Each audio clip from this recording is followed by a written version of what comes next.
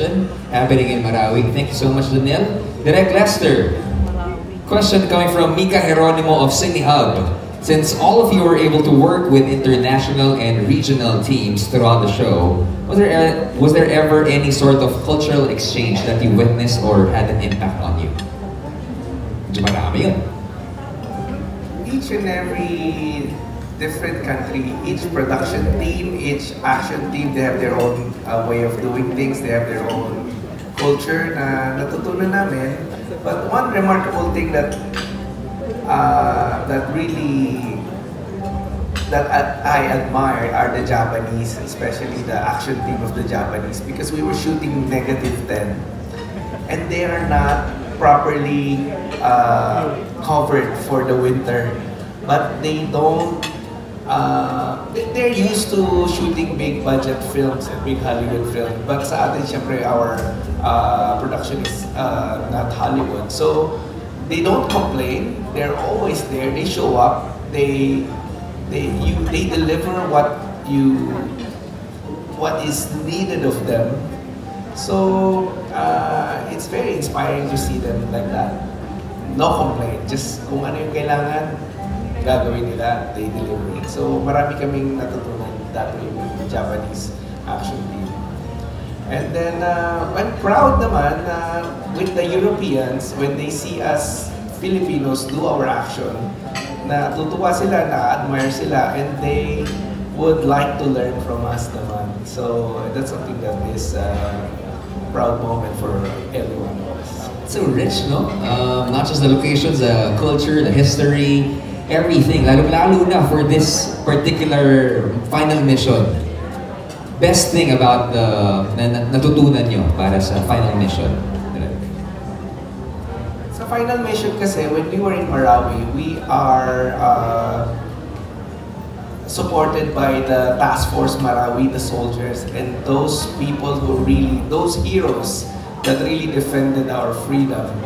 And they are there with us while we're shooting, so we get a lot of actual tips, actual technique, situation on how things are really happening. It helped us a lot in doing it. So big thanks to Task Force Marawi for helping us and supporting us all the way. Thank you so much, Direk. Actually, we got this last question for our business unit head, Ms. Des.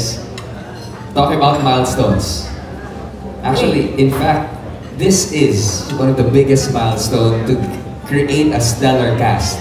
Perfect for the show, on and off cam. Pero para sa inyo, Ms. Des, what is the biggest milestone Incognito has ever achieved? Ang sarap sagutin. Actually, every after a cycle or a mission, sa hirap ng pinagdadaanan namin, feeling ko lagi, wow, milestone. Pero seriously, number one, yung consistently doing the same level of action, giving our viewers the same level daily for 26 weeks. Imagine, that's number one. Number two, we were able to shoot in 3 countries. Tapos we were able to show locations some of us have never been to, diba? Yun sobrang sa akin malaking milestone for us. And number 3, ito yung kanina ba sinasabi ni Robbie, siguro it is very rare that we are able to create something, a franchise like Incognito, which for me is really worthy of a spin-offs and season 2. Kasi sa dami nang nagsasabi sa akin at pag nagbabasa ako ng comments, I think milestone yun. Yun lang. At dahil dyan, special shout out sa buong production, sa crew, sa cast, sa stunt team namin, post-production, crew, promo team, and yung cameraman namin, action cameraman namin, most of them are here. Thank you. We appreciate everybody. Thank you. Maraming salamat po. Alam niyo kung yung first word na narinig ko from this side, no? Nakakakilig. Nakakakilig. Sobrang kinikilig lahat sa mga sinabi niyo. Thank you so much for those words, Miss Des. And speaking of pasasalamat, why don't we continue this series of pasasalamat coming from the cast, no? Sir Henry. Maraming salamat po. Simula sinamahan niyo kami at hanggang dulo po, hopefully kasama namin kayo. Maraming salamat. Marami pa kayong aabangang twist and turns sa story. Thank you.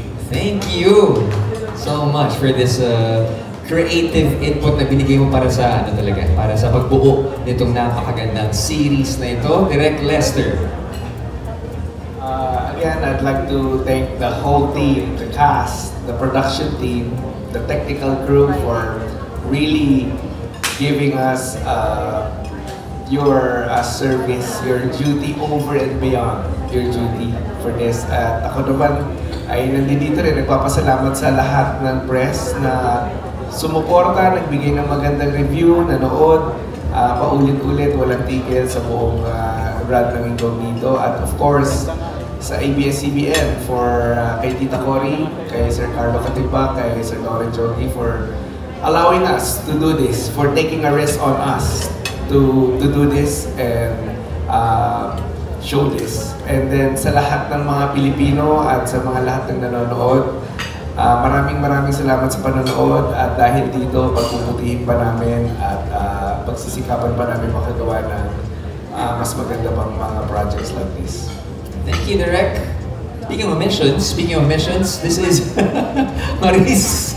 Okay, we'll get to Maris in just a bit. This is really a mission completed, no?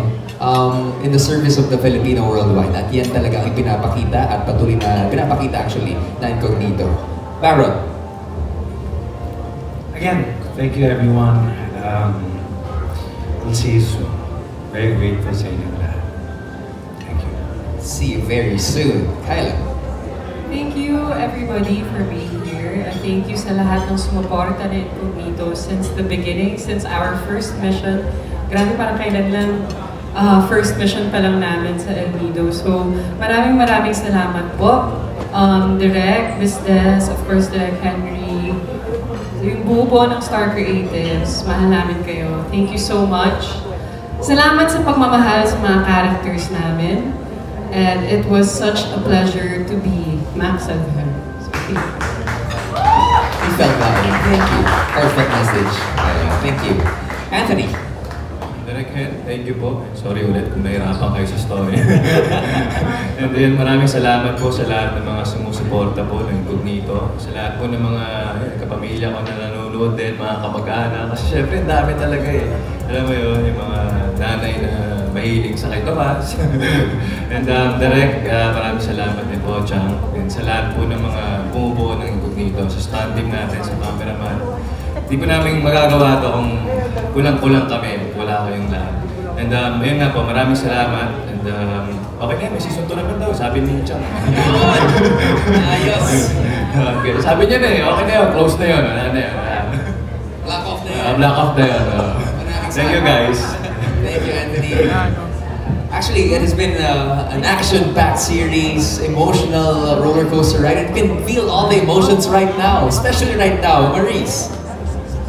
Sorry, medyo na-stun ako at nung nagpasalamat si Chang Des sa mga tao behind the camera. Sobrang tingnan ko yung mga cameraman natin ngayon. Thank you sa bonding, sa friendship na po. As in, kami yung mga kung manonood kayo ng Incognito, kami yung mga astig tingnan, tough tingnan. But in reality, it's the crew, the stuntmen, lahat ng tao sa creative aspect, lahat ng writers, sa business unit head namin, sa director namin, sa stunt choreographers namin, promo team namin, as in, sa kanila yung massive respect ko talaga. As in, sa cast, okay lang eh. Pero, yung mga tao sa camera. And now that we're saying goodbye, I just want to say that making this series, making Incognito has saved me. You have no idea how much it saved me and paano ako nag-grow as an actor. And salamat sa pagbigay sa akin ng role na Gab Rivera. Thank you. Super appreciate it. Maraming salamat. Actually, before we head on to DJP and Richard, why don't we do something different off script lang? Palapakan po natin lahat ng bumubuo na Incognito, especially behind cams, audiomen, cameramen, technical, the writers, the creatives, the boss, the staff, production. Grabe kayo. Grabe kayo. Thank you for mounting a very, very beautiful serye. Maraming salamat. Thank you. Now, we head on to DJP. Ayun, siyempre, unang-una, gusto kong magpasalamat sa mga tao at sa lahat ng tao na sumubaybay ng Incognito mula sa simula at hanggang ngayon magtatapos ng aming show. Maraming salamat po sa lahat ng pagmamahal din na ipinaramdam niyo sa amin, saan man kami nagpupunta, saan niyo man kami nadadatnan tuwing nagsushoot kami. Ramdam namin ang suporta niyo, hindi lang isa-isa sa amin, kundi sa aming lahat, sa show namin mismo. Siyempre, yun ang kabayaran ng pagod namin lahat, yung ma-appreciate nyo, yung mga ginagawa ho namin, doon napapawi ang mga pagod namin.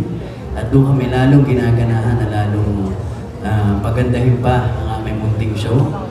Ayun, again, so maraming salamat po. And yes, sa aming crew, mga tropa nating lahat, sa ating mga staff, na mahal na mahal ko, mga angels natin dyan, Diyos ko. Kahit nakukulitan kayo sa akin. Wala, paglalambing ko lang naman yun. And siyempre, this cast, sobrang minahal ko itong mga tao ngayon. Sobra. Gagawin ko lahat para sa mga to. Lahat. Relax. Balita ko may mga VO ka pa na hindi sinet. Tapos na kahapon. Hindi, kahit ano pare. Kahit ano kaya ko sugurin mo sa kasama ko itong mga to. Yun. And kanila, kay Henry, kay Direk, Chang, alam natin ang pag-aalinlangan ko bago natin ito sinimulan, bago ko tanggapin ito dahil wala nandun ako nung panahon na yun, nandun ako sa punto ng buhay ko na ako ay gulong-gulo at litong-lito.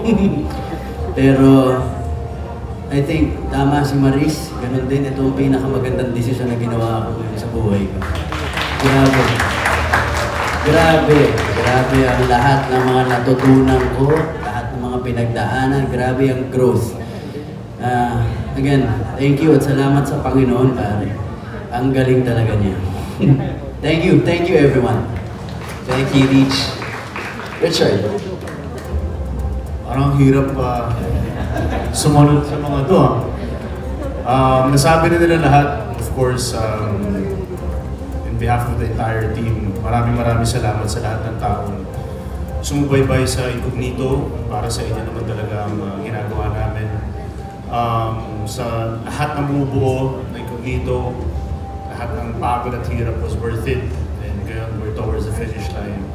And I think we can happily say na mission accomplished tayo. So thank you sa Star Creatives for this opportunity, to ABS-CBN, Tita Cory, Sir Carlo for giving the green light for this project. And of course, lahat ng sumusuporta sa media, thank you so much sa lahat ng tao na encounter namin during filming of this show. Maraming salamat sa inyo. And lastly, gusto rin namin pasalamatan as a group yung mga tao sa Marawi. Maraming salamat sa inyo for the warm welcome at napakagandang lugar ng Marawi. And dito po sa finale, abangan po ninyo. Talagang napakaganda ng finale namin para sa inyo. Yun po, thank you sa inyo lahat. Thank you to God for this. And that's all. Thank you. Ladies and gentlemen, palampakan po natin the cast, the creatives of Incognito. Maraming salamat po. Speaking of Marawi, actually, we got a lot of people na gusto pasalamatan. First off, we got the Governor, Governor Mamintal, Bombit Aloto Adyong, our Vice Governor Muja Marakiin Adyong of Lanao del Sur, Mayor Attorney Mahul Usman Gandamra of Islamic City of